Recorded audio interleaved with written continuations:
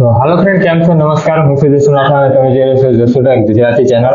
તો આજે ફરી એક નવો વિડીયો લઈને આવી ગયો છે. આજે હું બતાવવા જઈ રહ્યો છું કે જે લોકો હમણાં શાદી કરી છે, લગ્ન કર્યા છે, તો એના માટે એક યોજના છે કુંવરબાઈનું મામેરું. તો એના માટે તમારે ઓનલાઈન ફોર્મ કઈ રીતે ભરવાનું છે, ઓનલાઈન અરજી કઈ રીતે ભરવાની છે, એના વિશે ડિટેલમાં પૂરી માહિતી આપવા જઈ રહ્યા છે. તો વિડીયોને ધ્યાનથી જોજો અને સમજો તાકે આ જે યોજનાનો તમે લાભ લઈ શકો. તો એના માટે તમારે સૌથી પહેલા શું કરવાનું છે અને કયા કયા ડોક્યુમેન્ટની જરૂર છે, કયા કયા ડોક્યુમેન્ટની રિક્વાયરમેન્ટ હશે, પૂરી માહિતી હું તમને બતાવવા જઈ રહ્યો છું. તો વિડીયોને ધ્યાનથી જોજો, સ્કીપ નહીં કરતા, નહીં તો તમારે અમુક ડોક્યુમેન્ટ છૂટી જશે તો પાછળ તમને તકલીફ પડશે. ઠીક છે, તો ચાલો ફ્રેન્ડ, હું તમને પૂરી ડિટેલ માહિતી આપવા જઈ રહ્યો છું. અને ફ્રેન્ડ, તમે મારી ચેનલ સબસ્ક્રાઈબર નહીં કરી તો સબસ્ક્રાઈબર જરૂર કરી લેજો, કારણ કે તમારા માટે આ વિડીયો લાવતો રહું છું અને તમને હેલ્પ કરતો રહેશે. તો હું સ્ક્રીન પર તમને બતાવવા જઈ રહ્યો છું કે કઈ રીતે ફોર્મ ભરવાનું છે. ઓકે, તો એની લિંક મેં ડિસ્ક્રિપ્શનમાં આપી દઉં છું ફ્રેન્ડ, ત્યાંથી તમારે આને લોગિન કરી લેવાનું છે. હું ઓપન કરી લઉં છું. ઠીક છે,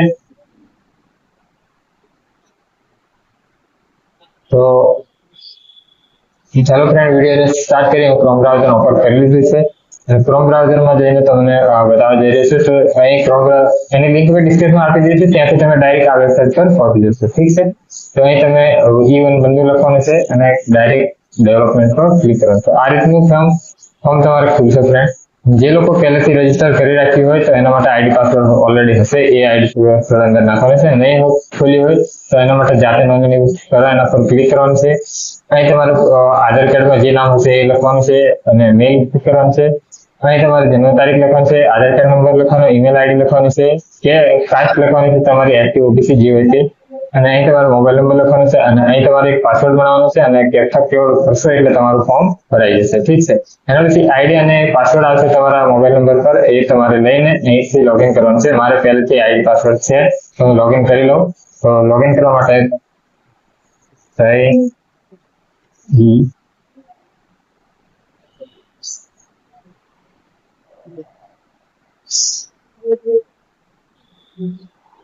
છે, તો હું લોગિન કરી લઉં છું.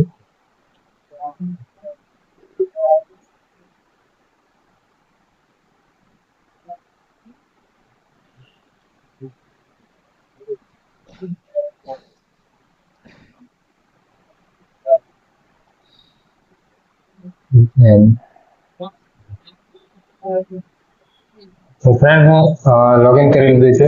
લોગ આઉટ સેલ પર ક્લિક કરવા ફરી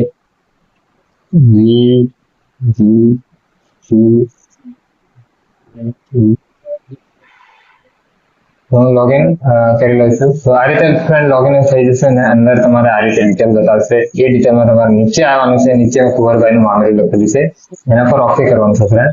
જેવું તમે ઓકે કરશો તો એનો હેતુ છે અનુસૂચિત જનજાતિના પુખ્ત વયની 2 કન્યા હોય, 2 કન્યાથી વધારેને આ લાભ મળવાપાત્ર નથી અને કુંવરબાઈનું મામેરું યોજના હેઠળ 12,000 ની સહાય આપવામાં આવે છે. તો તમને આ યોજના હેઠળ તમને 12,000 મળવાપાત્ર છે ફ્રેન્ડ.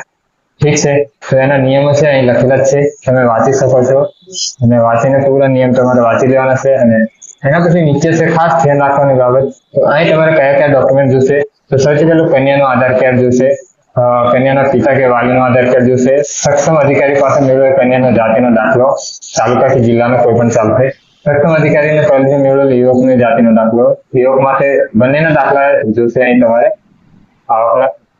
એના પછી તમારે રહેઠાણનો પુરાવો જોશે, લાઇટ બિલ, વીજળી કાર્ડ જે પણ હોય છે. કન્યાના પિતા વાલીનો વાર્ષિકનો આવકનો દાખલો જોશે, લગ્ન નોંધણીનું પ્રમાણપત્ર જોશે, એ પ્રમાણપત્ર તમારે કઢાવી લેવાનું છે.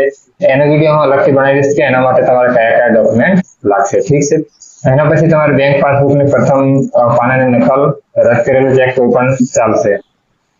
ઓકે, અને જો પિતા હયાત ના હોય તો મરણનો દાખલો મૂકી દેવાનો.